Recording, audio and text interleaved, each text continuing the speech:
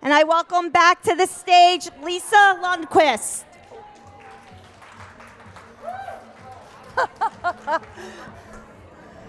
Well, I see that everyone has gotten some sugar now. Sounding lively. I have mine waiting over there for when I'm done talking. So I just wanted to say for a second, I think it was Margie over there who said no one reads her communications. And I think we find in a lot of cases that's what happens, right? And it made me think of when I'm at the airport and a flight's canceled or changed and all those people are standing in line at the customer service desk for the airline. And I go down the line, I've done this before, and said, you should be calling your travel management company. Do you have a travel management company? Because mine's already rebooked me. Get on the phone with your travel management company. Yeah, why are you in this line? Stop it. But that's what it made me think of. So I can't solve your problem, I'm sorry, but we need to educate, I guess, that's it. So we have one more just panel discussion, and then we're going to hear from one of our great clients. And then soon after that, we'll be off to the happy hour, which is always a great thing, right? So I'd like to bring up to the stage Donna Fitzgerald, Mark Brokowski, and Callie Davenport.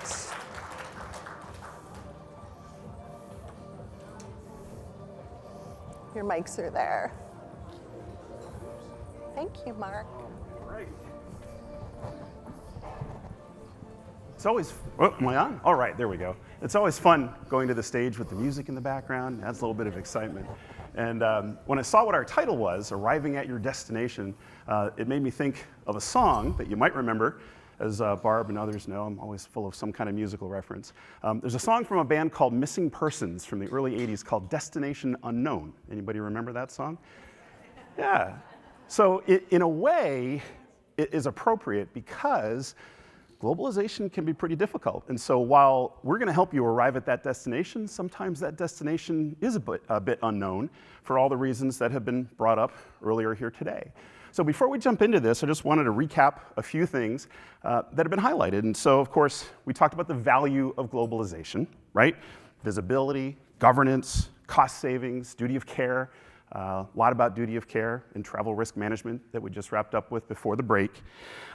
Some of the key drivers of configuration, right? What are the countries in scope? What are the complexities within those countries? What's culture going to have as an impact? Payments, variety of other geopolitical influences. What are the things that are going to impact your ability to globalize? There's also the component of making sure that as you embark upon that globalization initiative, that you're aligning with your company's strategic imperatives, right? Making sure that that globalization project is something that you do have support for as you decide to embark upon that. And then finally, you've got that challenge of building consensus across those global constituencies. Who are those key stakeholders? I think I'm going louder as I do that, aren't I? I'll hold this out here, and that way I won't go right into my mic. But that issue of the stakeholders. So are they your travelers? Are they the arrangers? Are they your local executive teams? Who is it? Making sure that there's an understanding of that there. Technology, right? Profiles, OBT choices, all of that was talked about earlier there as well. Policy, and how does that policy need to be applied? Is it global? Is it global with nuance? Is it going to be regionalized just based on those other things that we talked about? So there's a lot that's been covered here over the course of the last, couple of hours that we've been here. And where we want to take this now is how do you execute on that? So decision's been made. You want to implement in multiple countries. So how can One Global help you? So first off, I do want to ask a question by show of hands, and I'll just do kind of a countdown here. How many folks are implemented currently in 10 or more countries? Okay, we got one, great. 5 or more. Okay, a few more. 2 or more. Okay, so there's a good representation in this room of folks that have gone through this process of implementing globally and who've taken the plunge, if you want to call it that, to make sure that they are reaping the benefits that globalization brings, as has been discussed earlier. And so we really want to spend a little bit of time here over the course of this session talking about what some of the considerations are as you start to pull all of these pieces together. And we've got some examples that Donna is going to share of existing accounts where we've gone through this process with them. Callie is going to talk about implementing, right? There's a lot of complexity when it comes to actually implementing something on a global basis, and so she'll share some of the highlights of how that process works. And then finally, we'll wrap up and hand it back to Lisa. So, sound good, everyone? All right. So, first off, it's very important as you're thinking about globalization and all of the different components that we've talked about to be partnering with somebody that has a very strong framework and a very strong project sense when it comes to ensuring that your countries are going to be implemented effectively. So, Callie is going to talk a little bit about how One Global approaches this. Callie? Thank you. Hi. So Karen gave a fantastic off-the-cuff answer which covered so much of this slide. I'm not going to have to go into too much detail. So what I did throughout the sessions this morning was just thought about the things that were being discussed, things that I could think of examples either in this room or within our customer base who could give perfect examples. And I thought I'd just try and talk through how we feed those into the implementation process a bit. So that was a great show of hands to say who's in what countries now, and there's obviously a global opportunity for everybody in this room.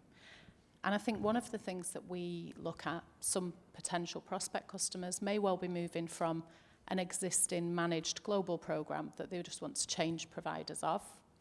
Some of you may have a current domestic program. You may do that in each region or in each country, and you're looking to consolidate that and choose one global provider, or you may have a bit of a hybrid of two. And I think it's interesting to see in the room who gets told what to do and told to globalize versus who chooses to globalize. And I guess that's important because sometimes it is just a hybrid. It's about where you can add value in the position that you're in this room and what you can do for that program. So it was interesting for myself. I look after implementations and the technology for One Global. And everyone was talking about data or however we want to say it in the room this morning. And one of the things I was thinking as Karen was speaking about what the guys do in implementation, and we've just had a chat in the break, Karen would rather have any information to help make sure we implement correctly than no information. So it doesn't have to be all the statistics. It can be the anecdotal feedback. It can be all of that. That said, we send out sort of a bit of a checklist to say to people, from the point that sales hand that over and say, we've won that business, let's start talking about the implementation. We'll sort of send out a bit of a checklist for yourselves. It's not a test, it's not for you to send back to us, but it's an almost a pre-conversation with the implementation team to say, have you thought about these things? Don't just jump on a call with us without going there and pulling these policies together. And it is important things. It's like, do you have an existing travel policy? You might be changing providers, but that might not line up with the travel policy and when that's due for renewal. And we see that so frequently because policies can be driven by an HR team. They might be renewed every 5 years versus your program being renewed every 3. So it's about going out there and understanding it. And also about taking the opportunity to review what that is as you're implementing. So the world is changing. I'm going to give a trigger warning because I'm about to mention the pandemic and COVID, but things change so much based on that. And people found that they just had to go out of policy more. And one of the things we see in implementation a lot is that people think they need an approval program. They think they need travel to be approved to certain countries or certain types of travel. And actually, what was interesting this morning when we were talking about approvals is some of that's not actually necessarily approvals. It's how you apply that policy and how you say, do we either allow people to book out of that policy with approval, or do we allow them to book out of that policy with a reason for doing so? And actually, a lot of what we would try and talk through, we take a consultative approach at the sales, the implementation, and the account management stages. But it's very much about saying, how can we help you prove value that's not just monetary? So for everybody who is involved in the travel journey, can we take away some processes? Can we take away some of the time constraints and the tasks that have to be done to book and monitor travel? And it was really key, it was coming out of this morning, that a lot of the time we think we need an approval process, but actually what we need is just a really good policy that says, only at this back end of that do we then need to send that for approval. Everybody who's travelling would be able to say, that's where I need to be. I've done it online, it's booked instantly, I've ticked that off my list, unless it goes way outside of a scale. And I think that's what's really key when you're working with Karen and the other implementation managers, is to truly understand it and not be scared to question what you think your own policy is. So I think that's just one of the things that I really wanted to touch on whilst we were here. It's interesting because it's like we're almost scared to say that there really are nuances in some countries. And we want to say it's so easy to just roll out globally, we'll switch another country on. And I'm going to pick on Germany, Andrea. Just because from our point of view, Germany has got such different laws when it comes to how you hold data, what you can do. And it's very common for us and interesting. People say we want a global profile tool, particularly from the US, where it's a US-led account. You've got a US head office. We go down this route of thinking we can get a global profile tool, and then Germany say, oh, we won't even send data to our own head office. You're definitely not pushing it out through your head office. And it turns out the data needs to stay in Germany. And what we do with One Global and our sort of strapline is we're different where it matters and consistent where it counts. And we will very much say, sometimes you need to have different to have a global program. It's not just one size fits all. It's not across the board. But that's where we'll really use our expertise and our partners' expertise to help you understand those countries. And because we've got those in-country partners who've got that local knowledge, they can work with your own in-country teams. And it's almost giving that the respect that it deserves to say, we appreciate that there are differences and we can't just mandate and dictate everything, but here's how we do the best for our travel program. So that was really sort of the key there with the policy versus approvals. The other thing was about configurations. And when we were talking about ISOS and tracking, we will talk about things. You look at delivery there, we talk about customizing our tools. You may well say you've got an internal team. They want to know where everybody's going. They want to be able to receive notifications in the event of an emergency or send notifications. Or they might want a hybrid of working with a company like ISOS. Part of what we do, and my team will do the technical configurations for our internal tracker tool, but part of what Karen's team would do with yourselves is understand that. Who needs to receive what and when? And then part of our implementation framework is to really understand your expectations of us as a TMC as well. So for example, in the event of an emergency, you don't want to say you've got a team contacting every traveller. You've got your TMC teams contacting every traveller, and we've got someone from ISOS contacting every traveller. We want to understand that and build it to say we know who is managing this event whenever it happens. And then again, just going back to understanding how to manage it, that in-country expertise. We were talking about what to put in the programme, how to make sure you make the most out of a hotel programme, suppliers, who to use in each country. We see increasingly that we're having conversations about hotel rate caps. There isn't a travel policy renewal due, but people are finding that we're outpriced in cities because certain places have just become so popular. And what you'll find with the local expertise is that they can really help you understand the areas. And when we talked about risk and understanding where's decent to go, where travellers are going to be safe, that's what your local experts will do as well. They'll say these are the areas to avoid, or these are the ones that on an online booking tool, they'll show us the crow flies, but actually there's a river in between and you've got to walk a mile that way to find a bridge, to cross it and walk a mile the other way. And that's where we really see that help with the travel programs, with the hotels. And then also just again to touch on there, we'll discuss with you in the implementation stage the deals that you've got, the deals the local TMCs can offer to you, and also what we can offer as a global program to make sure that you're really seeing that. And then finally with data, we ask you for so much of it because we want to help you get the program right.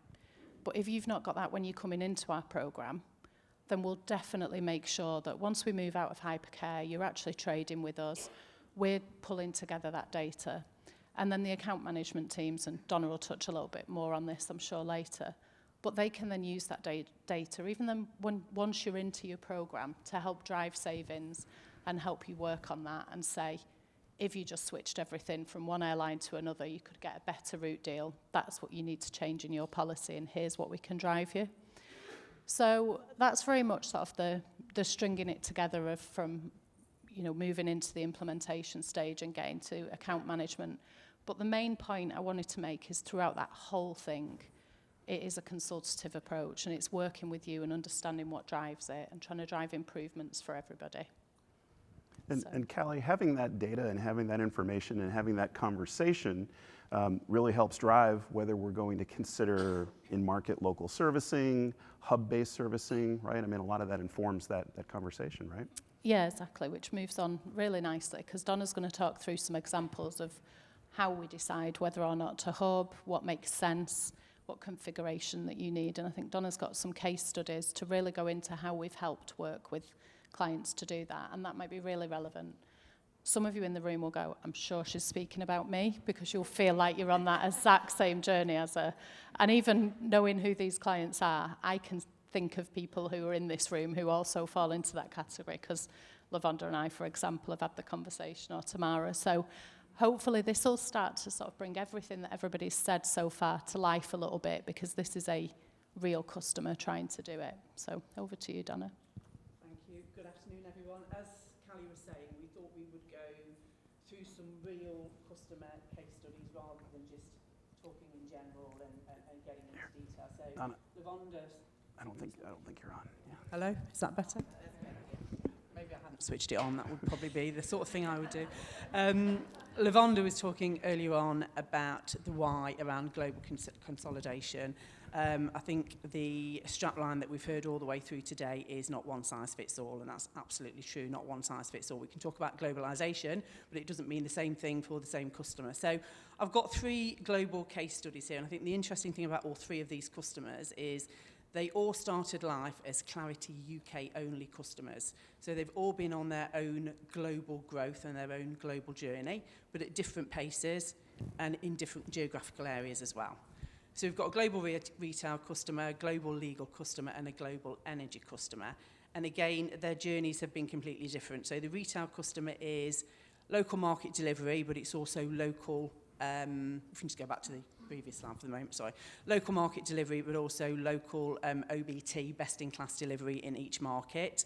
The legal customer is hubbing, sort of, and I'll explain that a little bit more as we go on because they're still on a journey.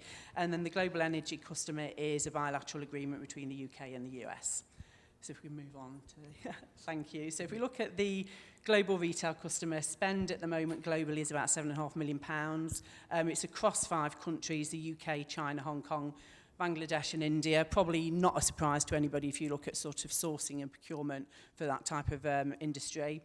13 years with Clarity, and they decided to go for local market delivery and local OBTs, primarily because managing local nuances, but also managing content and form of payment. So before I move on, just a little bit more audience participation. I've spoken about those 3 areas, local market delivery, but local OBTs, hubbing, and bilateral. So for local market and local OBTs, any customers in here who are using that today? Show of hands if there is any. Great, wonderful. We'll have a chat about that later. Hubbing, anybody hubbing in central locations?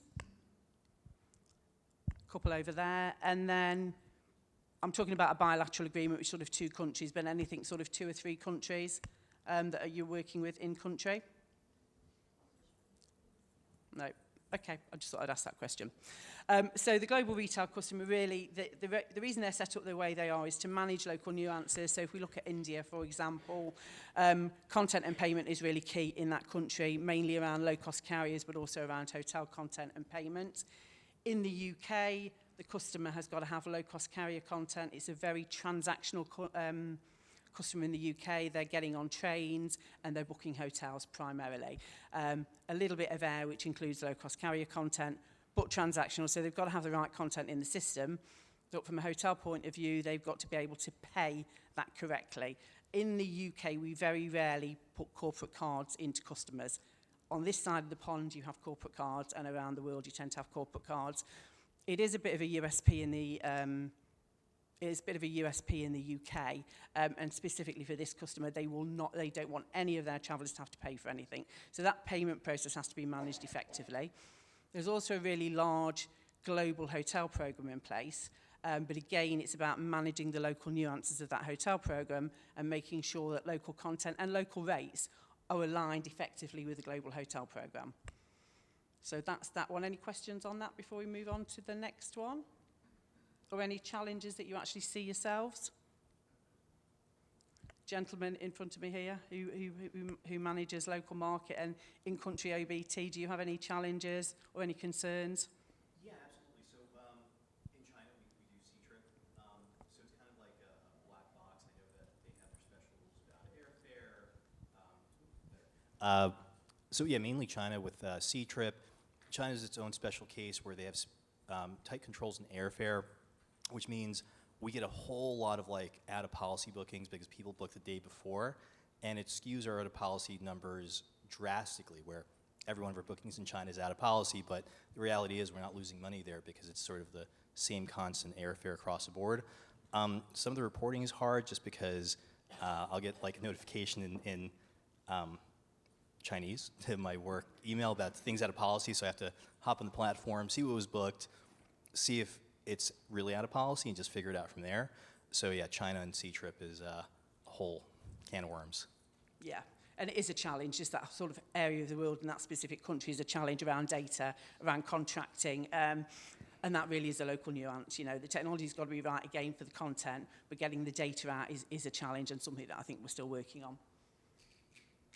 Okay, wonderful. If we move on to the next one, please, which is our global legal customer. Again, a smaller spend, 4.5 million global spend, 18 years with Clarity. We managed them in the UK for about 10 years before they went globally. 6 countries, mainly the UK and across the Middle East and Singapore. From an OBT point of view, this is really pivotal to this customer. They've rolled out Clarity Go. And when I talk about hubbing, they're hubbing on the technology, but not necessarily in the local market delivery, which sounds a little bit strange.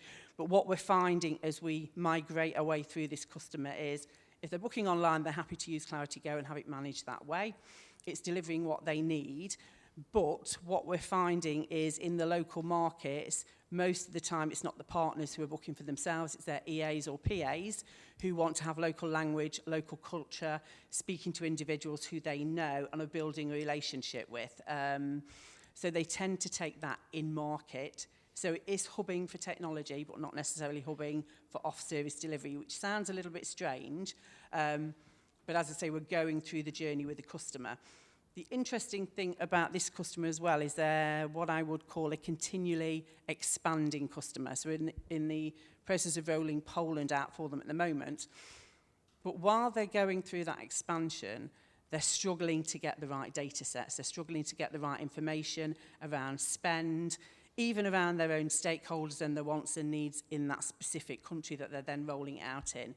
So we tend to take that in as a hub environment into the UK for the first 3 to 6 months while we help them discover what their challenges are, what their spend levels are, and how we then take them on the right journey.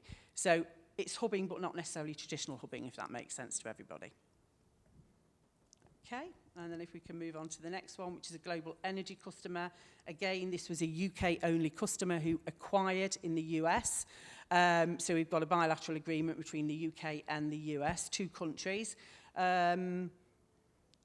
Once they did the US acquisition, they went through what I would call a streamlined process. So the previous process for this customer was separate procurement teams, buying completely separate, not talking to each other. So they brought along a single strategy. But again, they wanted to remain very, very mindful of the local nuances across the pond. So again, from a US point of view, everything is paid for on card, absolutely not a challenge.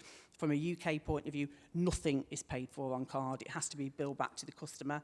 And that's primarily because, again, the nuances in the UK, they have a lot of apprentices who they don't want to have to, even if it's a corporate card, they don't want to put corporate cards in their hands. The MI is centralised, the supply management is now centralised, the service delivery is consistent. And for this customer, it was really important that actually we took any brand out of it. So the Clarity brand disappears for the customer, the One Global brand disappears for the customer, and the World Travel brand disappears for the customer. And they refer to our team across the pond as their global travel team. That allows the customer and our teams to buy better into the relationship, or the feeling is that it's brought better into the relationship. And it lands really well because they don't get confused by Clarity, World Travel, or One Global, which can sometimes be a challenge as well. I'm trying to think if there's anything else on that one that I've missed. No, I don't think so. And then the important thing after that is to talk about when we're in the destination, when we have gone live with the customer, getting the customer through the implementation piece, defining the global proposition. Doesn't mean the journey ends there. That global proposition, when we're looking at our hubbing customer, can change. As we understand the customer more, they understand our proposition more. So the destination, for me, really is the starting point. It's not really the destination. It's about how we then take you through this global account management program. I think Lisa was talking at the very beginning about making sure global account management and local account management tied together really well. And we go on that journey from there. So any questions? Got a lady's got a hand up over here already, or two. I'm not sure I'm clear on when you say hubbing in terms of this particular, these circumstances. I'm not clear on what you mean. I know what airline hubs are and all those kinds of things, but could you give a little bit more context around that? Because I'm not sure. Yeah, so hubbing is really deciding, it might be, there's 8 countries in Europe, and they may decide to hub all of those countries together out of one location. So you've got central servicing, you've got offline teams that are in one location. So it will depend really on how important language is. And again, many hubs will have multilingual consultants working for them as well. Technology can be delivered in the right language anyway. How important in-country billing is. Whether the customer can do cross-billing within their business. And I suppose it would also depend in terms of number of travellers across those hubs, what's the seniority like, whether you might have 5 travellers in Amsterdam, for example, but 100 in Germany, but the 5 travellers, or the 5 travellers who are in Amsterdam are senior execs, therefore they want local language, local on-the-ground servicing, so they won't want to go into a hub. So it's about centralising a number of areas into one central point. And that has endless combinations, because it just depends on your program and what you're looking to do. So you can do it Yeah. in different ways. Absolutely. Absolutely. And that specific customer is a strange one because they're hubbing for technology but not for the offline service, which is unusual. But it's back to not one size fits all. And the technology component there is a cost consideration there too, because let's say you've got a global program with Concur, you're obviously going to incur costs for the number of Concur installs that you have. And so if you're able to combine 5 or 6 or 7 countries into one install from a technology standpoint, then you're saving on those costs too. So. From a Concur perspective, does it matter if you own the contract directly or if you're going through a reseller? No. As a simple answer, no. Kim, did you have a question as well? I was just curious on the Concur if it were 2 separate sites that were installed, one for UK and one for the US, or is it one site for that? Helen's going to help me with this answer. It's 2. It's 2. We've got a US instance and a UK instance, haven't we, for that customer? Yeah. And we drive all of the supply management deals into both of those, so yeah. And you use the profile tool? Yes. Yeah, we do. So it's really seamless in terms of just moving that data in. And again, from an approval perspective, correct me if I'm wrong, Helen, Helen over here is our account manager for this specific customer. We have approval on this customer as well, and they can approve in and out of country, can't they? So you can have US approvers approving for the UK and vice versa.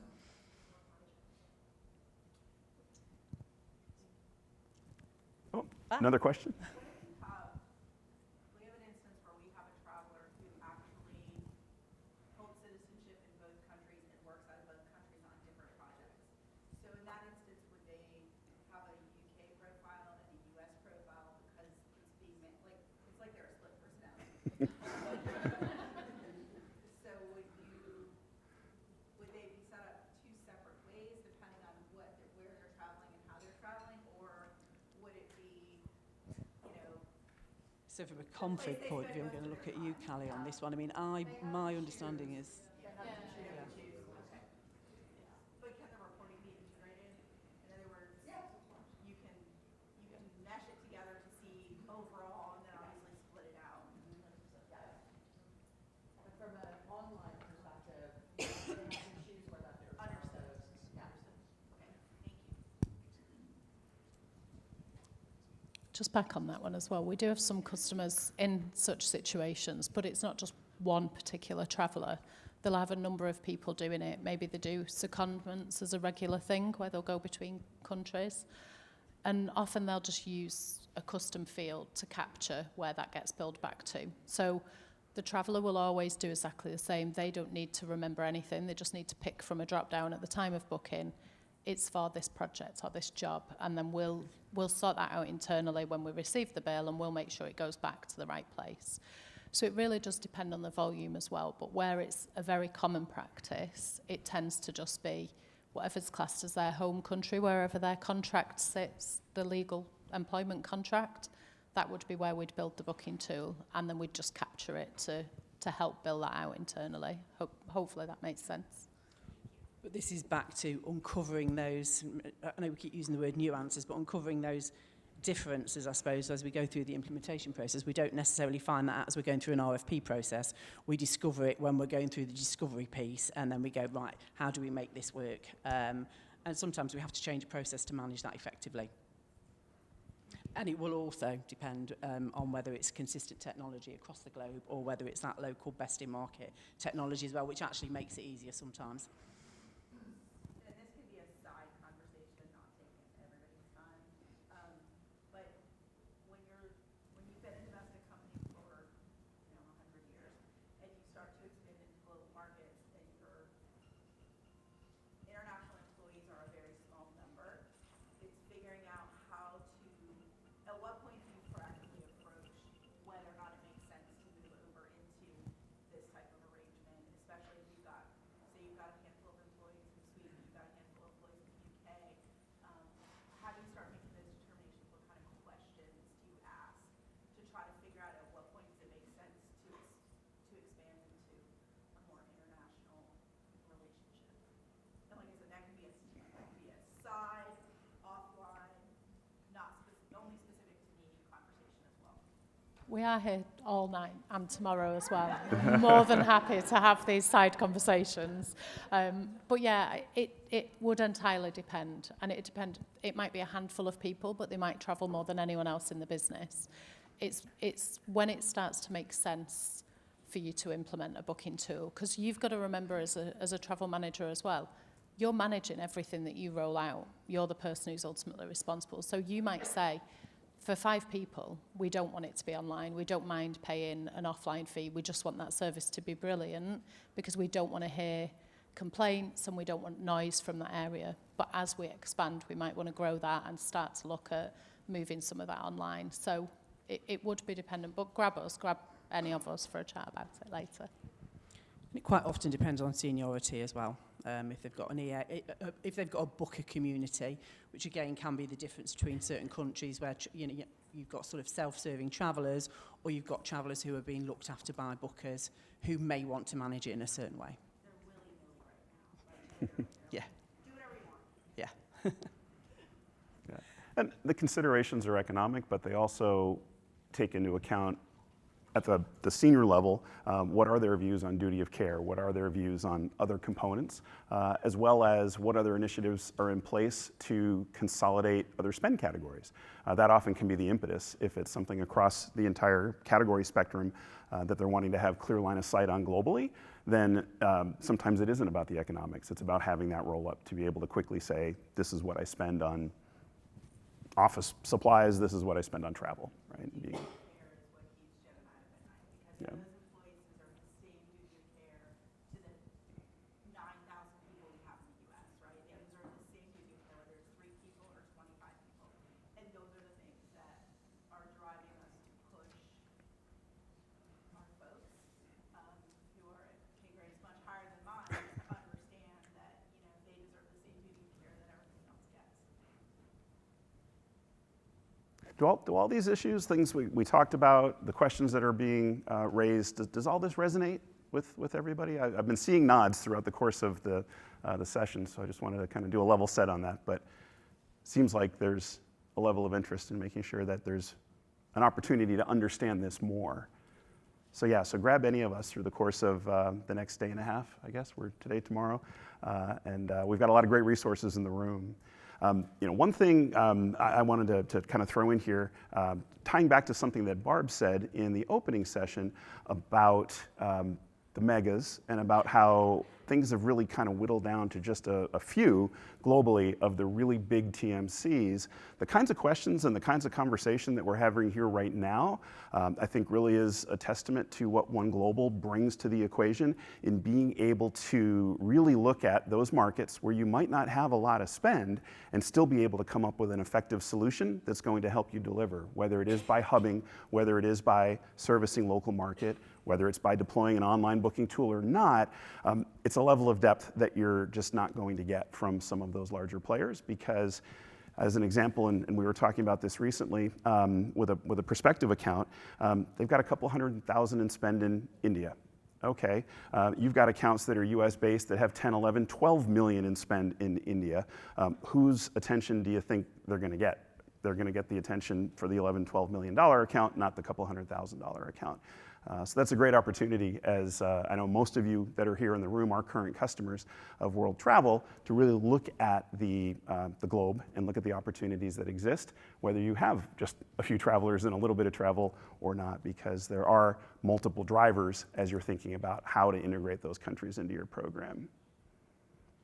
It's sort of the 80-20 rule, isn't it? I think Barb would probably agree when you're looking at those megas that on the 80-20 rule, you never really implement the tail end. They end up staying and doing what they want. And I think the important message to take away from today is, as a One Global customer, we actually don't necessarily just look at the in-country volume that we're getting from the customer base. We look at what the One Global spend is on that customer, and we manage that customer effectively. So it could be that World have got a customer that's spending $8 million in the US and they're spending £1 million in the UK. We look at that in effect as a $9 million dollar or pound customer, and we look at it in its entirety. And I think that aligns the importance of the delivery of the customer across the One Global brand. All right. Okay. Any other questions? Okay. Two last little tidbits before I hand this back to Lisa. So you guys all remember the band Duran Duran, right? And this was not planned. I just thought of this as we were going through the conversation. I had mentioned missing persons earlier. When one of the tailors left Duran Duran, I can't remember which one. There were 3 tailors in the original lineup, and none of them were related. And one of them left. The guitarist from Missing Persons, Warren Cucurullo, replaced the guitarist Taylor that left. So in case you're curious where he came from, when all of a sudden, hey, that's a different guitarist in Duran Duran, he came from Missing Persons. And then there were 2 Star Trek references that I pulled out of this today. There was the split personality, which if you remember the original Star Trek series, there was the species that had one color on one side of their face and one color on the other. That's what that made me think of. But also to the question about data or data, he was always Lieutenant Commander Data. He was never Lieutenant Commander Data.